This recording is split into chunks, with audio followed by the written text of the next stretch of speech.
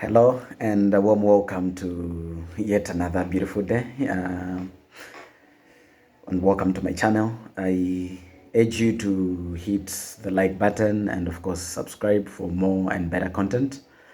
So, today I'm going to talk about one of the most trending issues in Zambia right now, which is the issue of the restructuring of the Zambian debt. So there's been a lot of talk so far. A lot of people seem to have overly high expectations on what this means.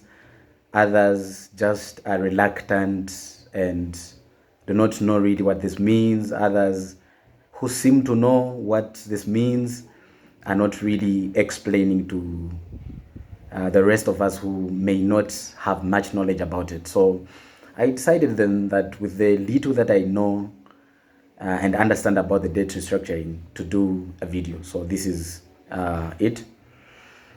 So maybe a little background to how Zambia got into where we are now, to when it needed to restructure its debt.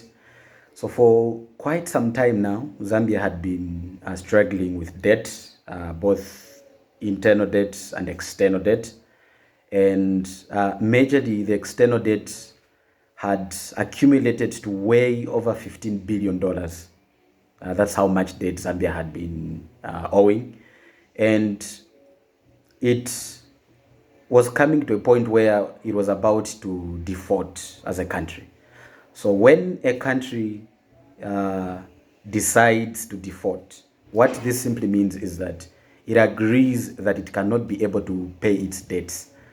So when it defaults, it simply surrenders to its owners that, look, our economy has not been doing well. We cannot be able to do anything about your debt. So really, we cannot be able to pay back. So that's basically what it means when a country defaults. So Zambia was or had been on that trajectory. And finally, in 2021, just before the August 11 general elections, Zambia had defaulted. So it had plainly told its lenders that it could not be able to pay back its debt. So one of the major tasks then for the incoming government, whoever it would have been, whether the continuation of the PF or the coming in of the New Dawn government, their priority then would have been to make sure that the debt is restructured. And just so you know, this actually had been started by the previous government, the PF itself, before it even defaulted and before it was eventually removed out of power. It had been trying to get the debt restructured, but then it had not been successful. So just before maybe I continue, I would want to first of all shed more light as to what debt restructuring is. So debt restructuring, unlike popular view and popular opinion, it's nothing really difficult and complicated than the fact that debt restructuring is when a country that owes other countries money begins to negotiate, one, for more time of paying back the debt, and two, for reduced interest rates on the debt that it owes. So when it negotiates, and this comes about as a result of the fact that the country that owes other countries money realizes that by the date that they had initially agreed they may not be able to pay back, they decide, well, since going by how our productivity has been, going by how our economy has been growing, we may not be able to pay back. We are asking for more time so that at least by then we might be able to pay you back, because going by how we are now, we will not be able to pay back. So when that is agreed, and then the lenders then agree to give you more time and also reduced interest rates and just better conditions of your debt, that in itself is what really debt restructuring is. So this is the path that Zambia had embarked on under the PF government, and eventually continued by the incumbent government under the tutelage of President HH. So then the UPND government came in, and true to President HH's word, he continued to try to get the debt restructured. It was a lot of things to do because our major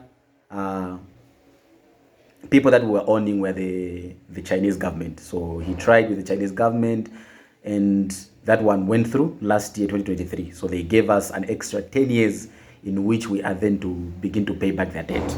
But then there was another major debt for which we were still not getting the job done, which was the Eurobond.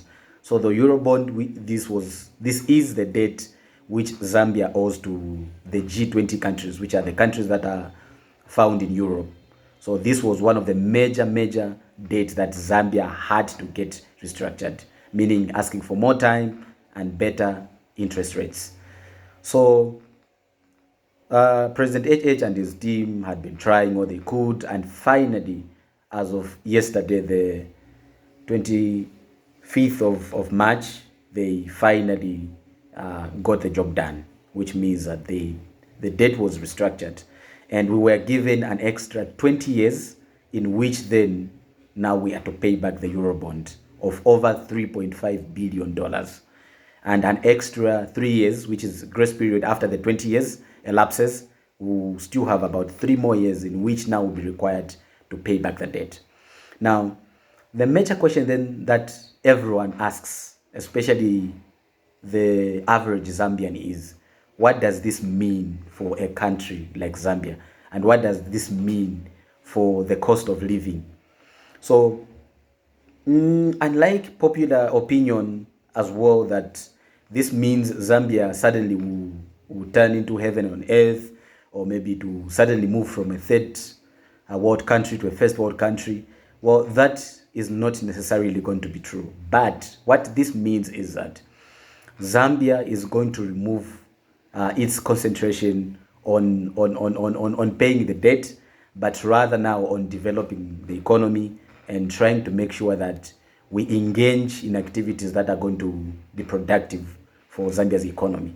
In other words, instead of concentrating on debt and paying the debt and crying about the debt, on how we're going to pay the debt, we are now going to shift our attention into what can we do to make sure that we grow the economy. Because it is only when we begin to grow the economy that the cost of living is going to come down, the cost of fuel and the cost of basic commodities that are going to come down.